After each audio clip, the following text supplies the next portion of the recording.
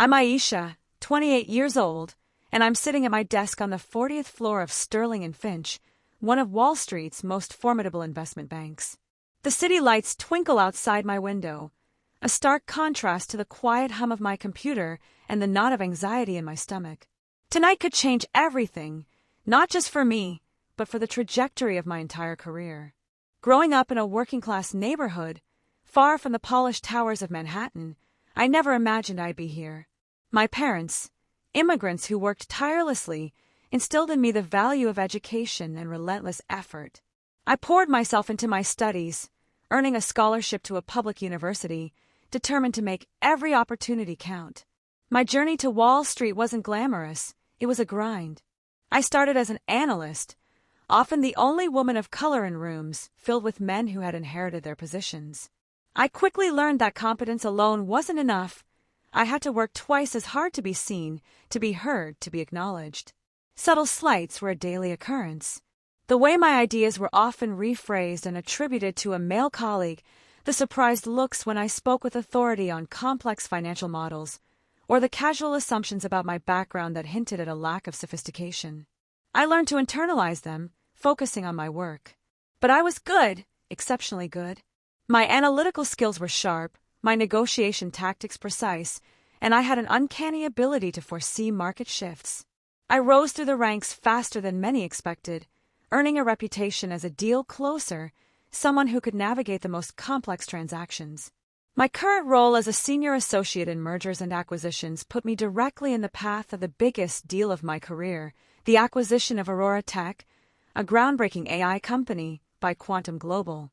This was a $10 billion contract, a figure that still felt surreal to say aloud. The pressure was immense, a constant hum beneath my skin.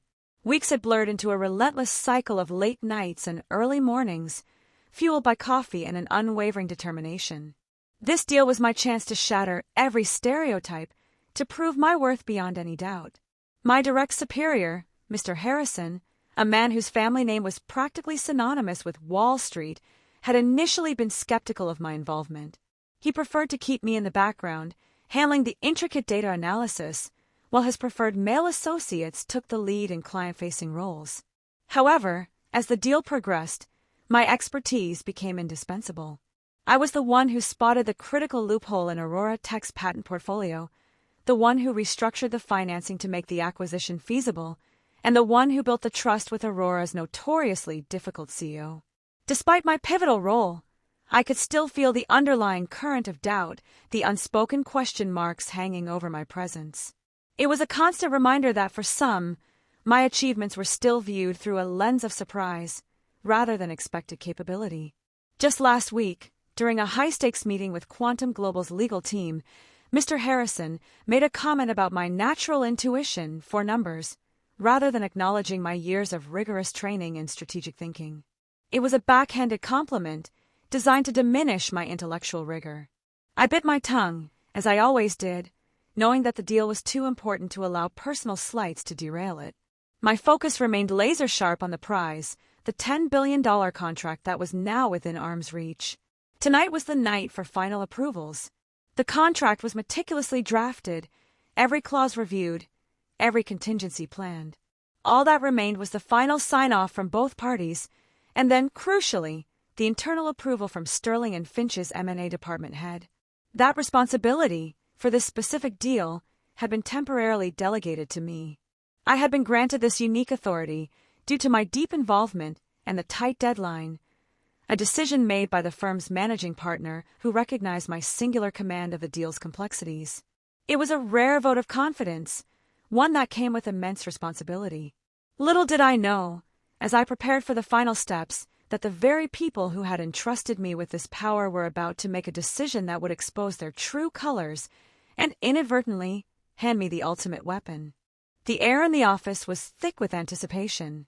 The final drafts of the Aurora Tech acquisition agreement lay open on my screen, a testament to months of grueling work. This wasn't just another deal. It was a cornerstone transaction that would solidify Sterling and Finch's position as a market leader in the tech sector. My role in securing this contract had been nothing short of instrumental. I had personally spearheaded the due diligence process, identifying key risks and opportunities that others had overlooked. My ability to dissect complex financial data and translate it into actionable strategies was unmatched within the team. The CEO of Aurora Tech, a notoriously prickly visionary named Dr. Eris Thorne, had initially been wary of Wall Street banks. It was my persistent, data-driven approach, combined with a genuine understanding of his company's technological vision, that had ultimately won him over. "You see beyond the numbers, Aisha," he had told me during one late-night negotiation session. "You understand what we're building." His trust was hard-won, and it was a source of immense pride, knowing I had earned it through merit, not connections. The contract itself was a labyrinth of clauses, contingencies, and financial instruments. It involved intricate cross-border tax implications, complex intellectual property rights, and a multi-layered payment structure. Every detail had to be perfect to ensure a smooth, legally sound acquisition. My team, a mix of junior analysts and more seasoned colleagues, looked to me for guidance on every aspect. I was often the first one in the office and the last one to leave, meticulously reviewing every document, catching errors that even the senior lawyers missed. Mr. Harrison, while publicly acknowledging my efforts, still maintained a certain distance. He would often refer to the deal as his or the firm's, rarely giving me individual credit in front of higher-ups. It was a subtle erasure, a constant reminder of my perceived place. I overheard hushed conversations in the hallways, whispers about how impressive it was for someone from my background to handle such a deal. The implicit bias was always there, a shadow lingering over my achievements, suggesting they were an anomaly rather than a natural outcome of my talent. Despite the microaggressions, I remained focused. This $10 billion contract represented more than just a financial windfall for the firm. It was a personal vindication. It was a chance to prove, unequivocally, that talent and hard work transcended any preconceived notions about race or origin. The final signing ceremony was scheduled for tomorrow morning. Tonight, we just needed the internal approval from the M&A department head, a formality that typically involved a quick review and a digital signature. That signature, for this deal, was mine to give. The managing partner had specifically designated me as the final internal approver due to the sensitive nature of the deal and the need for immediate action once all external parties signed. It was a rare, high-level delegation, usually reserved for seasoned partners. I had the secure digital key, the access codes, and the full authority to finalize the internal approval once I received confirmation that all external conditions were met. It was a heavy responsibility, but one I felt fully prepared to handle. As the clock ticked past midnight, I sent out the final confirmation emails to both Quantum Global and Aurora Tech. My heart pounded with a mix of exhaustion and exhilaration. We were so close, just hours away from closing this monumental deal. I leaned back in my chair, taking a deep breath, allowing myself a moment to imagine the headlines, the bonuses, and the undeniable recognition that would follow. This was it, the moment I had worked my entire life for, the culmination of years of relentless pursuit. I checked my inbox one last time, expecting a final confirmation from the legal team, perhaps a congratulatory note from Mr. Harrison. What I found instead was an email that would change everything, not just for me, but for Sterling and Finch. The corporate environment at Sterling and Finch was a polished veneer over a deeply entrenched culture. While diversity initiatives were often touted in public relations materials, the reality within the executive suites told a different story. I navigated this landscape with cautious optimism, always aware of the unspoken rules.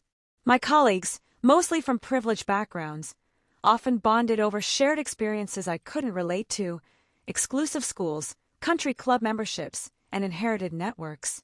I was polite, professional, and kept my focus on work, understanding that my path to success would be paved solely by my performance. The tension surrounding the Aurora Tech deal was palpable. Every department, from legal to finance, was on edge, knowing the immense stakes involved. My role, as the primary point person for the acquisition, meant I was constantly under scrutiny, every decision weighed and analyzed. I noticed the subtle shifts in behavior as the deal neared completion. Mr. Harrison's once patronizing tone became more demanding, his instructions often delivered with an air of impatience, as if my very presence was an inconvenience. He seemed to resent my indispensable role. During a crucial negotiation call with Aurora Tech's legal counsel, I corrected a misstatement made by one of Mr. Harrison's senior associates regarding a key financial covenant. The correction saved us from a potentially disastrous legal loophole, but it was met with a frosty silence from my colleague. Later that day, I found a passive-aggressive email in my inbox, copied to Mr. Harrison, implying that I had overstepped my boundaries. It was a thinly veiled attempt to undermine my authority and question my judgment, despite the clear positive outcome of my intervention. I also noticed that I was consistently excluded from informal strategy lunches or golf outings where crucial decisions were often made. Information would trickle down to me secondhand, forcing me to work harder to stay ahead and anticipate potential issues. One afternoon, I presented a revised financial model that drastically improved the deal's profitability. A senior partner, Mr. Davies, praised my work, but then immediately turned to Mr. Harrison, remarking, "You certainly found a diamond in the rough, Harrison." The comment, though seemingly complimentary, reduced my achievement to a fortunate discovery rather than earned merit. The pressure mounted as the final signing approached. Sleep became a luxury, and my personal life was non-existent. My entire existence revolved around the Aurora Tech deal, ensuring every detail was perfect, every risk mitigated. I felt a growing sense of unease, a premonition that something was amiss. The sudden delegation of final internal approval to me, while a testament to my capabilities, also felt like a setup. It was an unusual move for a deal of this magnitude. My intuition, honed by years of navigating complex corporate politics, told me to be extra vigilant. I meticulously double-checked every clause, every legal document, and every communication, ensuring I had a complete understanding of my authority and responsibilities. I knew that in this environment, success could breed resentment, especially when it came from an unexpected source. My rapid ascent and the critical nature of my contributions to the $10 billion deal were undoubtedly causing ripples among those who believed in a more traditional hierarchy. The thought of being dismissed or sidelined after all my hard work was a constant, nagging fear. I had seen it happen to others who dared to challenge the unspoken norms, those who didn't fit the mold. I was determined not to be one of them. As the final hours ticked by, I felt a strange mix of exhaustion and heightened awareness. The email I was about to receive would confirm my worst fears about the underlying prejudices at play, but it would also present an unexpected opportunity. I had no idea that the very act of their dismissal would inadvertently arm me with the power to finalize the deal on my own terms, turning their prejudice into my ultimate leverage. The stage was set for a confrontation unlike any Wall Street had ever seen. The clock on my computer screen glowed 1:47 a.m. My desk was littered with empty coffee cups and printouts, each page covered in my meticulous annotations. The final confirmation from Quantum Global's CEO had just arrived, a single-line email, ready for final internal sign-off. My heart hammered against my ribs. This was it, the culmination of months of relentless work, the deal that would define my career. I opened the secure portal, ready to initiate the final internal approval process, the one that required my unique digital key. I double-checked the delegation memo from the managing partner, confirming my authority for this specific transaction.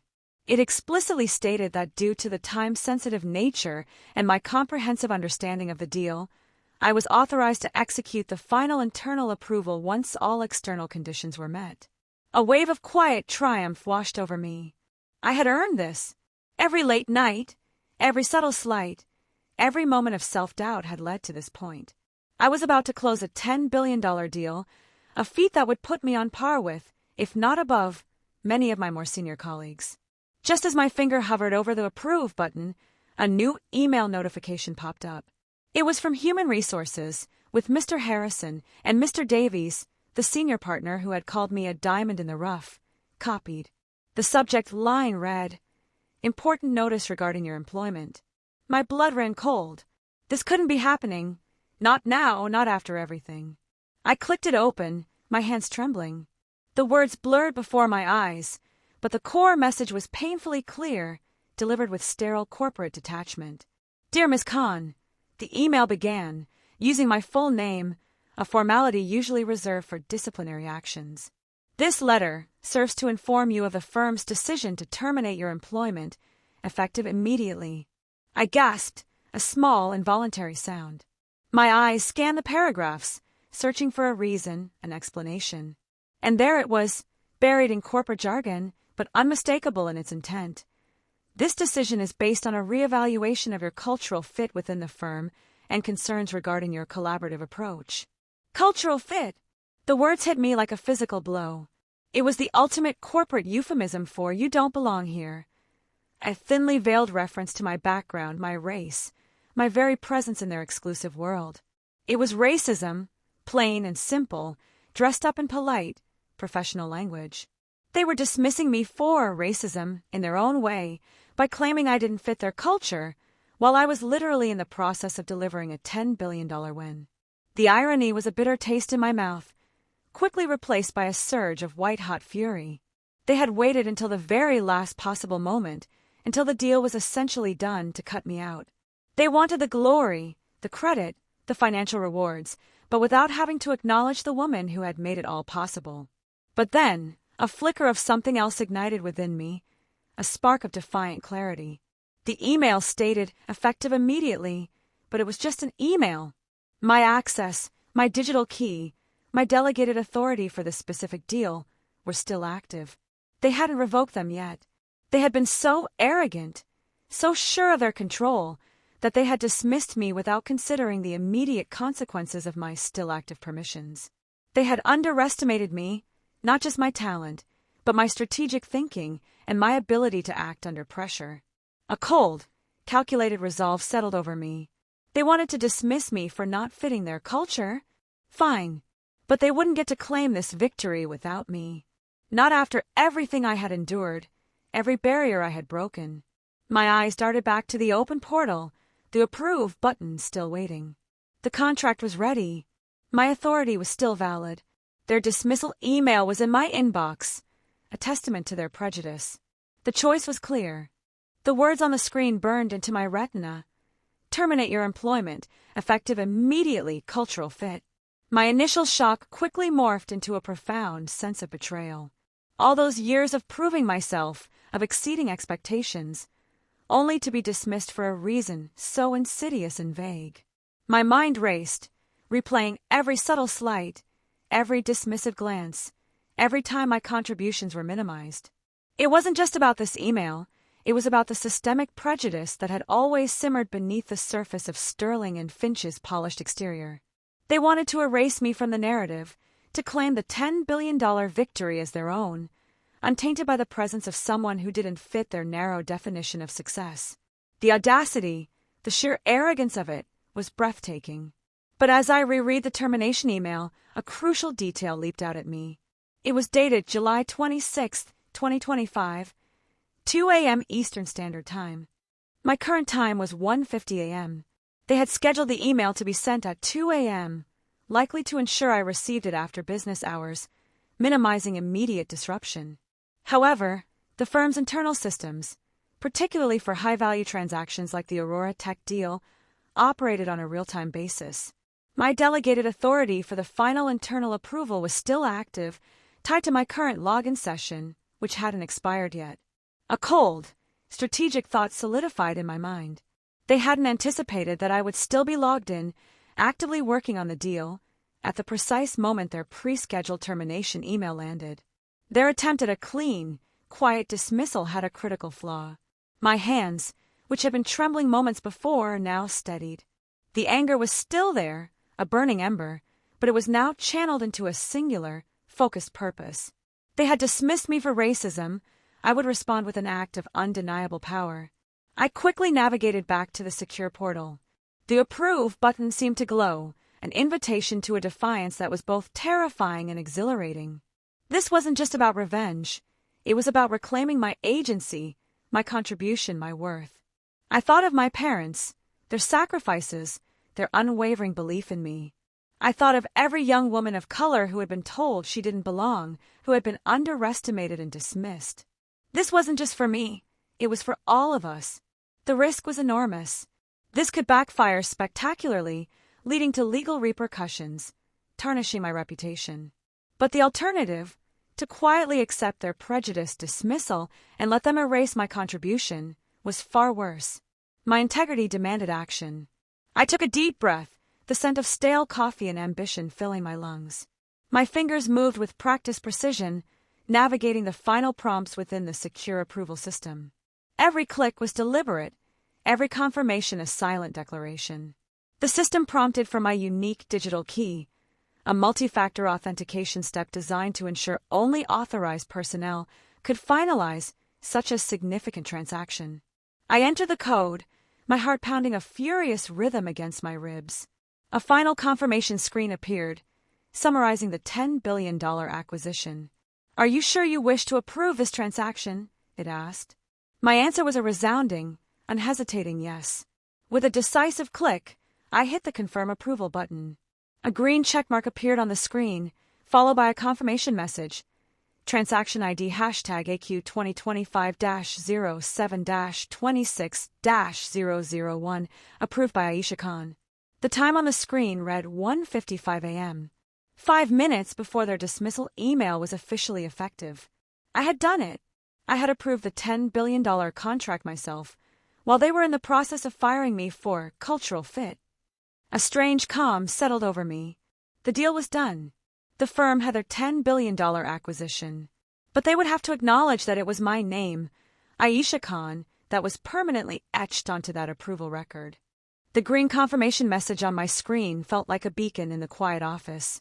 Transaction ID #AQ 2025-07-26-001, approved by Aisha Khan. The words were a silent, yet thunderous, declaration of my defiance. I had done it. The $10 billion deal was officially approved, internally. My mind, usually racing with financial models and legal clauses, was now remarkably clear. I knew the gravity of what I had just done. It was an unprecedented move, a direct challenge to the authority of those who sought to dismiss me. I immediately took screenshots of the approval confirmation, complete with timestamps and my name prominently displayed. I also saved a copy of the termination email, noting its scheduled delivery time versus my actual approval time. Documentation was key. My hands were steady as I compiled these digital proofs, attaching them to a secure, encrypted email. This email, I decided, would be sent to the firm's managing partner, the head of legal, and pointedly, to Mr. Harrison and Mr. Davies. The subject line I chose was simple, yet loaded. Confirmation of Aurora Tech Acquisition Approval, Aisha Khan. I wanted no ambiguity about who had closed this deal and under what circumstances. In the body of the email, I stated, concisely and professionally, that I had completed the final internal approval for the Aurora Tech acquisition at 1:55 a.m. Eastern Standard Time, per my delegated authority. I then attached the termination email, without comment, allowing the timeline to speak for itself. I paused, hovering over the send button. This was the point of no return. My career, my reputation, everything I had worked for, hung in the balance. But the thought of letting them win, of allowing their prejudice to erase my achievement, was unbearable. With a deep breath, I pressed send. The email vanished from my outbox, speeding through the digital ether to its unsuspecting recipients. The silence in the office after that click was deafening, yet strangely empowering. I then systematically logged out of all firm systems, ensuring no trace of my activity remained beyond the official approval record. I gathered my personal belongings from my desk, a small box of cherished items that had made the sterile office feel a little more like home. As I walked through the empty corridors, the weight of the past few hours settled upon me. The initial shock, the burning anger, the cold calculation, and finally, the decisive action. I felt a sense of liberation, a freedom I hadn't realized was so desperately missing. The security guard at the lobby desk looked up, surprised to see me leaving at such an hour. "Late night, Ms. Khan?" he asked, a friendly smile on his face. "The latest," I replied, a small, knowing smile playing on my lips. Stepping out onto the deserted New York street, the cool night air was a welcome contrast to the heated intensity of the office. The city was still, but I knew that soon it would awaken to a corporate earthquake. I hailed a taxi, the city lights blurring as we drove away from the gleaming tower of Sterling and Finch. I had closed the $10 billion deal, And I had done it on my own terms, a final act of defiance against the prejudice that sought to diminish me. My phone buzzed with an incoming email notification. It was 2 a.m. The official termination email had just landed in my personal inbox. It was too late. The deal was already done. The next morning, my phone began to ring incessantly, a symphony of angry and bewildered voices. It started with Mr. Harrison, then Mr. Davies, followed by the head of human resources, and finally, the managing partner himself. I let them all go to voicemail. I knew the storm was coming. The moment they realized the $10 billion Aurora Tech acquisition had been internally approved by me after they had scheduled my termination, chaos would erupt. And it did.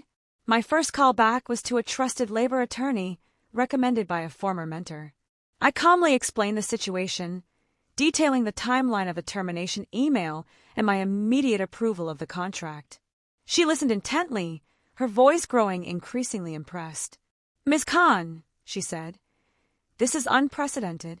You acted within your delegated authority, and they terminated you for a cultural fit reason that reeks of discrimination just moments before you secured their biggest deal of the year. You have a very strong case." Later that day, I received an urgent summons to a meeting at Sterling and Finch. The tone of the email was terse, demanding my immediate presence. I replied, stating I would attend, but only with my legal counsel present. The meeting room was tense, filled with the very people who had conspired to dismiss me. Mr. Harrison looked furious, Mr. Davies was pale, and the head of HR avoided eye contact.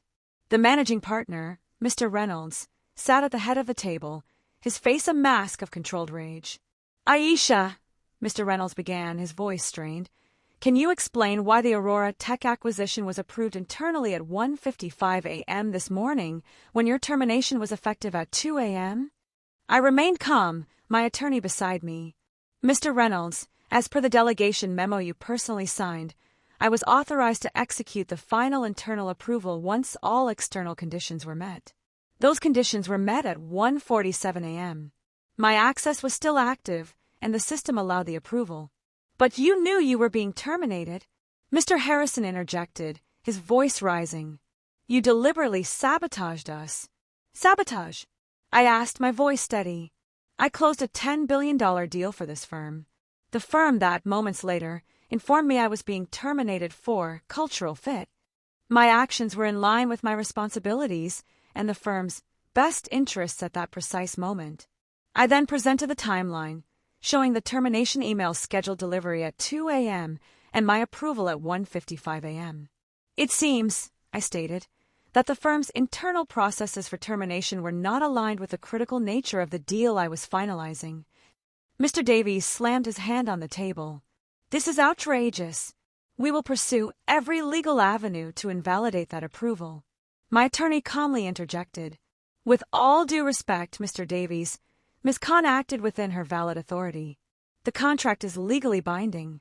Any attempt to invalidate it would expose Sterling and Finch to massive legal and reputational damage, not to mention potential lawsuits from Quantum Global and Aurora Tech." The room fell silent. They knew she was right. They had been so focused on removing me that they had overlooked the critical window of my authority. Their prejudice had blinded them to the operational realities of their own high-stakes deal.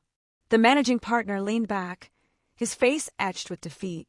"So, the deal is done," he murmured almost to himself. "And it was approved by you, Aisha." It was a concession, a bitter pill they were forced to swallow. The fallout from that meeting was swift and far-reaching. Sterling and Finch, faced with the undeniable fact that I had legally approved their $10 billion acquisition moments before my prejudice dismissal, had two choices: fight a losing battle that would expose their discriminatory practices, or mitigate the damage. They chose the latter. My attorney negotiated a severance package that was far beyond anything typically offered, including a substantial financial settlement and a non-disparagement clause that protected my reputation. More importantly, it included a public statement from Sterling and Finch acknowledging my instrumental role in the Aurora Tech acquisition. The news of the acquisition and the unusual circumstances surrounding its final approval rippled through Wall Street. While the full story wasn't publicly disclosed, whispers of my audacious move circulated, turning me into something of a legend among junior associates and a cautionary tale for senior partners. I didn't stay long in New York. The city, once a symbol of ambition, now felt tainted by the experience. I decided to take a much-needed break, traveling and reflecting on my next steps, armed with a significant financial cushion and an unshakable sense of self-worth. During my travels, I received numerous job offers, many from rival firms eager to poach someone with my track record and now my story. But I realized something profound. I no longer wanted to work for a system that valued cultural fit over competence and integrity. Instead, I founded my own boutique financial advisory firm, Catalyst Capital, specializing in helping minority-owned tech startups navigate the complex world of venture capital and M&A. My mission was to ensure that talent, regardless of background, had the resources and guidance to thrive. My story became my most powerful asset. I spoke at conferences, not about the $10 billion deal, but about the systemic barriers faced by underrepresented professionals and the importance of self-advocacy. I shared my experience, transforming my pain into a platform for change. Catalyst Capital grew rapidly, attracting clients who resonated with our mission and investors who believed in our vision. We didn't just provide financial advice, we built a community, a network of support for those often overlooked by traditional institutions. Mr. Harrison and Mr. Davies faced internal repercussions at Sterling and Finch, though the extent was never fully public. Their misjudgment had cost the firm not just financially, but in terms of reputation. Mr. Reynolds, the managing partner, implemented new diversity and inclusion training, a small but significant step. My life now is authentically mine. I work with purpose, surrounded by a team that shares my values. The satisfaction of helping a brilliant startup secure funding or guiding a founder through a complex acquisition far outweighs any corporate title or bonus. The $10 billion contract remains a testament to my skill, but also a stark reminder of the prejudice I overcame. It taught me that true power isn't about fitting in, it's about knowing your worth and acting on it, even when others try to dismiss you. If you're watching this and feel undervalued, dismissed, or told you don't fit in, remember this: your worth is not determined by someone else's inability to see it. Sometimes, the very act of being dismissed can be the catalyst for your greatest triumph.